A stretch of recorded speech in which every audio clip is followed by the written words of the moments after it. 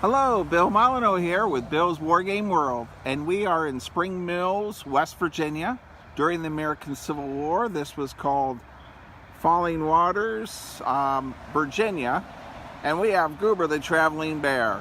And we are at the Battle of Falling Waters, roadside markers, and we're going to hit a couple of these. And Goober is wearing his major's uniform of the Confederate Army, and sometimes he wears his General Grant's uniform for the Union Army.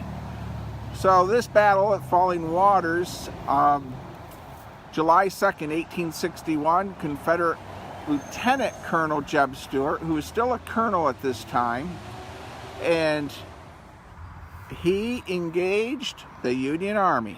At that time, this is before Bull Run, and this is the area where Stuart met up with some Union troops before the Battle of Bull Run. Now I'm sitting right on a road, so I have no idea how bad the sound is here, but we're going to zoom in. Colonel Stuart reports his capture of an entire company of the 15th Pennsylvania Volunteers, with the exception of Captain John, with Colonel Thomas Stonewall Jackson. Now, Stonewall Jackson doesn't have that name yet. So this is really one of the very first battles of the American Civil War. So we're going to go hit some more of these roadside markers in this area. All right, here we have another roadside marker on Route 901 at Spring Mills and the cross intersection of Route 11.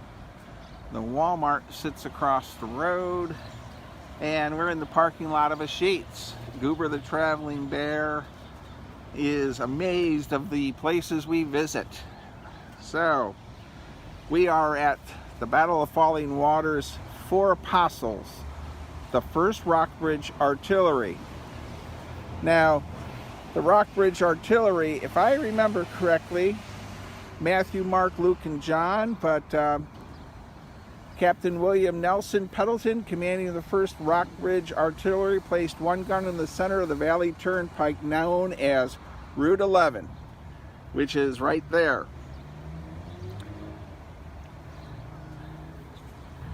This supported Jackson. The 51-year-old Pendleton was an Episcopalian rector from Lexington, Virginia. The college-educated young men comprised his battery in tribute to the commander of the young guns of Matthew, Mark, Luke, and John, and they spoke a powerful language. All right. I don't know what the traffic background noise is, but the Battle of Falling Waters, I think, should be a miniature war game in 54 millimeter. So leave a comment if we should do that. And I'm going to try to find Stonewall Jackson's monument. My friend Robert Ambrose told me where to find it.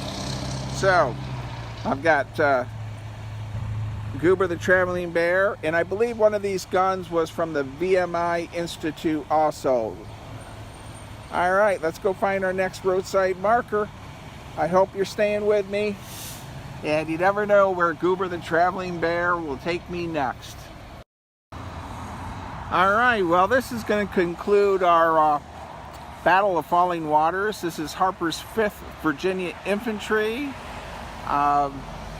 Jackson placed Colonel Kenton Harper's 5th Infantry astride the Valley Turnpike near here to meet the advancing Federals.